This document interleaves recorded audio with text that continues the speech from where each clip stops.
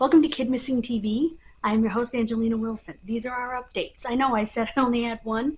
I actually have two. So I'll get to the shorter one first. Elijah Vu, age 3. We talked about him in a recent missing blast, which I haven't done in a while. His body was found his skeletal remains were found September 7th, about 3 miles from where he went missing.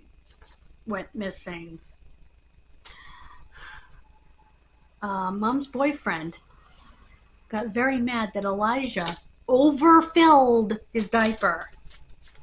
WTF. They're both in jail, as mentioned in the previous video, for child neglect, and I'm not a psychic, but I see murder charges in their futures.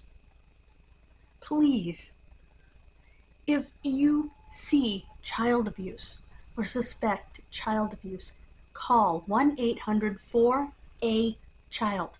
That's 1-800, the number 4-A-CHILD. 24/7.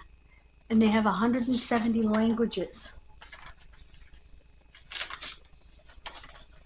If we stay quiet, this is what happens. Sometimes even if we speak up, this is what happens. The next update is in the Asha degree case. Okay, I'm going to try to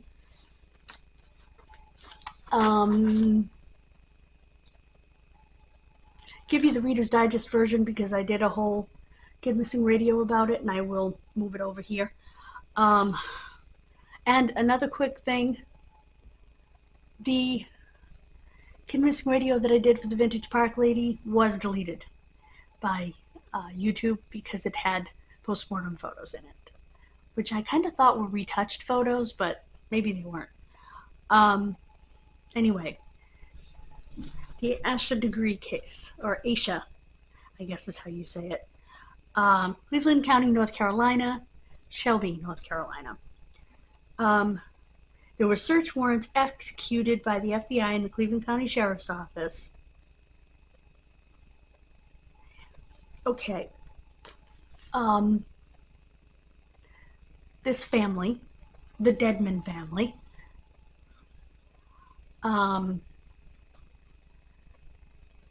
when they went through Ash's bag forensically, they found DNA, two different DNAs in the bag. They found a hair, which they identified as belonging to the then 13-year-old daughter of the Deadman family, and other DNA, touch DNA or something, from a man that the Deadman family was caregiving for. He was living in one of their nursing homes. And they would take him to doctor's appointments and stuff in the car. And the car vaguely matched the description of the car Asher was seen being put in.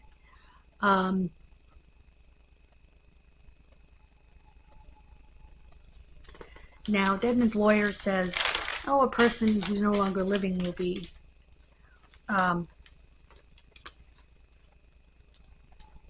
connected. But that person didn't have the ability to harm her. Yes, he was only in his 50s, however, he was in care because he wasn't doing well.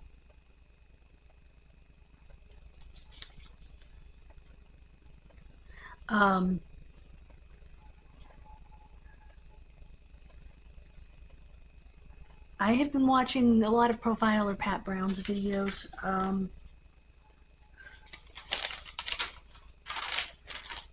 You know what I think is awful? They're renting out that property right now to someone else. And they came on that property to serve the search warrant. Can you imagine that poor guy? And there were 3 rooms that were locked with padlocks that he wasn't allowed to go in his own place to live, in his own, I want to say home, but his rental home. I wouldn't even sign a rental agreement for a place that I had 3 padlocked rooms in. That would freak me out. Um,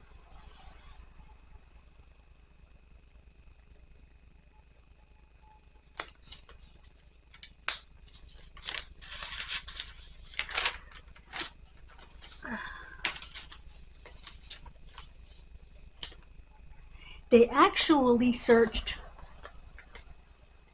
3 or 4 places with warrants. They searched the care home. They searched the daughter's home, the now adult daughter's home.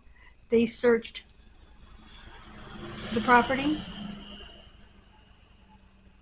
in Shelby where they lived, and they searched, I believe they also searched the current residence of Mr. and Mrs. Dedman. And they took all of the records pertaining to that particular individual, which is Russell Underhill, out of the care home as well. He had a weird death himself. We go into that in the podcast. Some are saying that a Ziploc bag with a tooth in it was found. I don't know whether that's true or not for sure. Even if that is true, it might not be as sinister as it sounds, because I remember how I found out about the tooth fairy. I went up into the cupboard. I think my mother asked me to get her pill. At the time, my mother only took 1 medication, and she took it for eons. It was a medication to control her heart rate, called low pressor. It's finally in generic form. Back then, it was a newer drug. It was pink, and she would take 1 out of her bottle and put it in the cup every morning that her bottle sat in. Her bottle sat in a teacup, and it was up high in the cupboard, but I was old enough to go get it. I think that's what I was doing. And there was another cup next to it. All my baby teeth. Ah, I know who the tooth fairy is now. So it's not unusual to maybe have a baby tooth or 2 hanging around. That's why they have the little tooth-shaped holders for kids' baby teeth.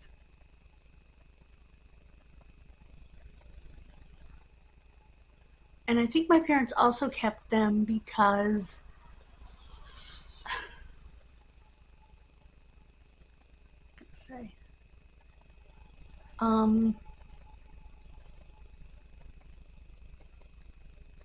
oh my gosh. Oh, because they were afraid if they threw them away, I might see them in the trash. So that very well could be what it is. Some people are speculating that she was hit by the car and they took her in the car. No. If the man who is now deceased under strange circumstances did kill her, I believe it happened in the car, and I believe it was just a moment of PTSD, because he was a Vietnam veteran suffering from PTSD. He also suffered from pretty severe wounds as a result of his service. So he probably couldn't have hurt her, but if that happened, it was a moment of PTSD, and the kids brought her body home, parents disposed of it. I think either way, they definitely disposed of her, because the New Kids on the Block t-shirt that was found in the bag was not Asha's, or Aisha's, and it may have belonged to one of the daughters, and that may have been where the hair came from. And the man's DNA probably came from the car. And the same DNA was found in the car, by the way, the daughter and the man. Russell Underhill. I am going to do a second podcast because I do have some new information, which is not here. It's in there on the case.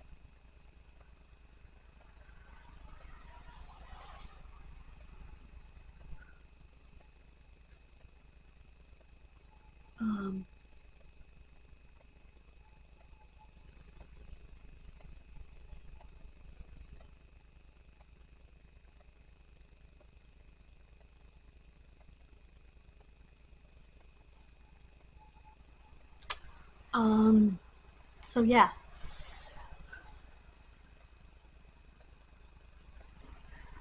that's the update. I don't want to speculate too much, and I don't want to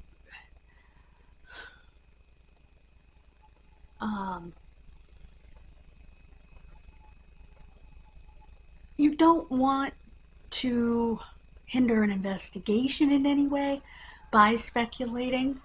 What I'm going to do is,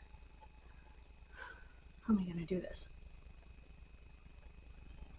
Leave Pat Brown's video up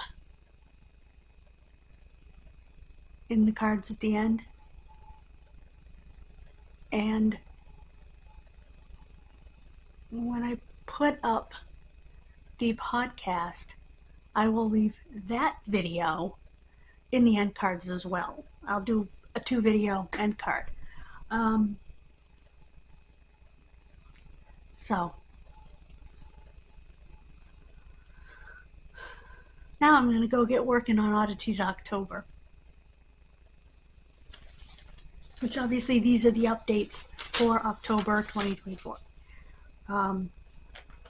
And I have the actual death certificate of Russell Underhill.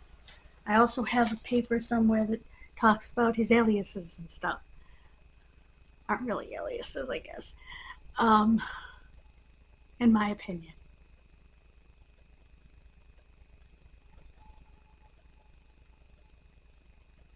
Because I think sometimes people think that people actually use the names, how do I explain this? The names online, like, you would think that my father had an alias. He didn't. His name was not Robert M. Wilson. It had never been Robert M. Wilson. Just somebody put a middle initial in there at some point in time. And he's listed as that online along with his name. It's listed as a quote-unquote alias in the alias list on some of the online, and they shouldn't call them aliases. I know that just means otherwise known as, but this guy's alias supposedly was Rusty. Well, his name is Russell. He was probably called Rusty. And they said he used Hill instead of Underhill. Well, no, maybe somebody just shortened it for whatever reason. But I'll go more into that in the second part of the podcast. I'm just waiting for more information to come out to make a full podcast, and then I'll do part 2. So definitely look for that.